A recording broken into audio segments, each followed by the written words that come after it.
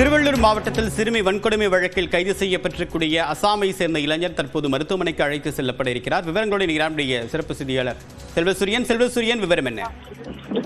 தற்போது விசாரணைக்காக கவரப்பேட்டை காவல் நிலையத்திலிருந்து குற்றவாளி தற்போது பொன்னேரி அரசு மருத்துவமனைக்கு கொண்டு செல்லப்படக்கூடிய அந்த காட்சிகளை நாம் பார்த்து வருகிறோம். தொடர்ச்சியாக அவர் குற்றம் செய்திருக்கக்கூடிய ஆதாரங்களை தற்போது 15 மணி நேரம் விசாரணைக்கு பின்னர் காவல்துறையினர் கைப்பற்றியிருக்கிறார்கள்.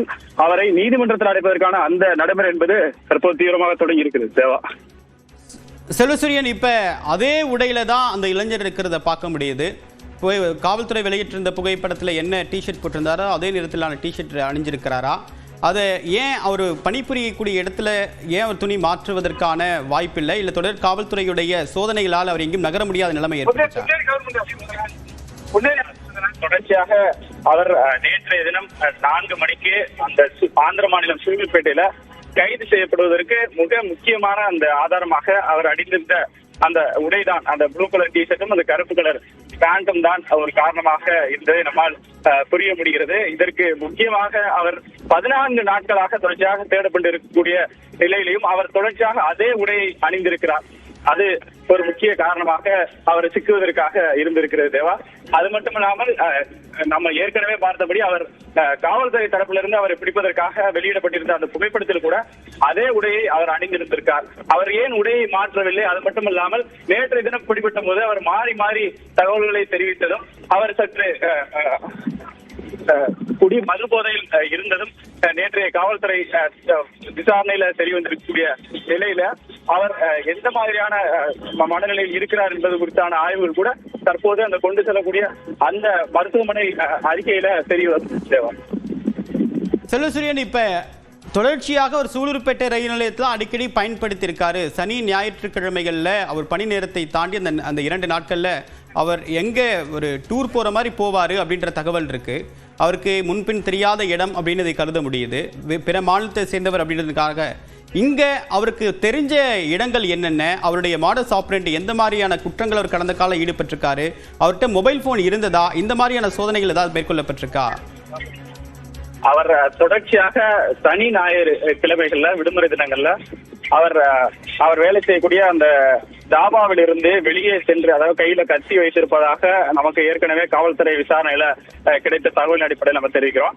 அவர் கையில கத்தி வைத்துக் கொண்டு அவர் பயணிப்பது, மின்சார ரயில குறிப்பா பயணிப்பது என்பது நமக்கு வழக்கமான ஒன்றாக இருப்பதாக தெரிய வருகிறது.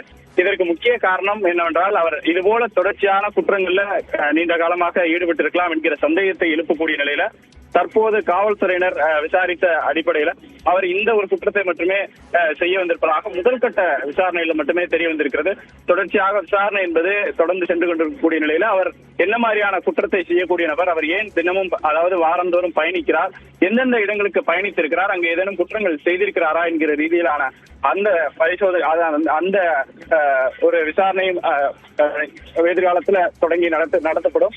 அது மட்டுமில்லாமல் இவர் ஏன் கையில் கத்தி வைத்து பயணிக்கிறார், இவர் குற்றச்செயல்ல அந்த முன்னாடி இருந்த அஸ்ஸாம் மாநிலத்துல வேற ஏதேனும் குற்றச்செயல்களில் ஈடுபட்டு அங்கிருந்து இங்கு தப்பித்து வந்து இங்கு பதுங்கி இருக்கிறாரா என்கிற ரீதியிலான விசாரணை எல்லாம் எதிர்காலத்தில் நடத்தப்படுவதற்காக காவல்துறை திட்டமிட்டு இருக்கிறார்கள். தேவா, இப்ப இவருடைய பெயர், இவருடைய தனிநபர் தகவல்கள் எல்லாம் உறுதி செய்யப்பட்டிருக்கா? இவர் கூட பணிபுரிந்த நபர்கள் விசாரணை வளையத்துக்குள்ள கொண்டு வரப்பட்டிருக்காங்களா? அங்க இவருடைய பேக்ரவுண்ட் செக் பண்ணப்பட்டிருக்கா? செல்வசூரியன், குறிப்பா இது 20 தனிப்படைகள் என்பது இந்த வழக்கை விசாரணை செய்வதற்காகவும் இந்த நபரை பிடிப்பதற்காகவும் 20 தனிப்படைகள் என்பது அமைக்கப்பட்டிருந்தது. தேவா, அந்த 20 தனிப்படைகள்ல 3 எஸ்பி தலைமையிலான தனிப்படையும் உள்ளடங்கிய அந்த தனிப்படையாக ஆந்திர மற்றும் தமிழ்நாடு 2 மாநிலங்களிலேயும் இந்த தேடுதல் வேட்டை என்பது தீவிரமாக சென்று கொண்டிருந்தது. அதன் அடிப்படையில தற்போது ஆந்திர மாநிலத்தில் அவர் பிடிபட்டிருக்கிறார். அதன் காரணமாக அந்த மாநில காவல்துறையுடன் இணைந்து இனிமேல் செய்யக்கூடிய விசாரணை என்பது அந்த மாநில காவல்துறையுடன் இணைந்துதான் செய்யப்பட வேண்டிய கூடிய ஒரு சூழல் இருக்கக்கூடிய நிலையில தற்போது முதல் கட்டமாக அவர் பிடித்த உடனேயே சூலூர்பேட்டையில ரயில் நிலையத்தில் அவர் பிடிபட்ட உடனேயே இவரை தமிழ்நாட்டிற்கு கொண்டு வரக்கூடிய அந்த நிகழ்வு என்பது நடந்துவிட்டது. இதற்கு அடுத்தபடியாகத்தான் இவர் கூட யார் பணியாற்றினார்கள், அவர்களும் இந்த குற்றத்தில் ஈடுபட்டிருக்கிறார்களா, அல்லது இந்த குற்றத்தை தெரிந்து அவர்கள் இந்த குற்றத்தை பற்றி வெளியே சொல்லாமல் மறைத்தார்களா, இல்ல அவர்களும் குற்றவாளிகளா என்கிற ரீதியிலான விசாரணை என்பது செய்யப்பட உள்ளது.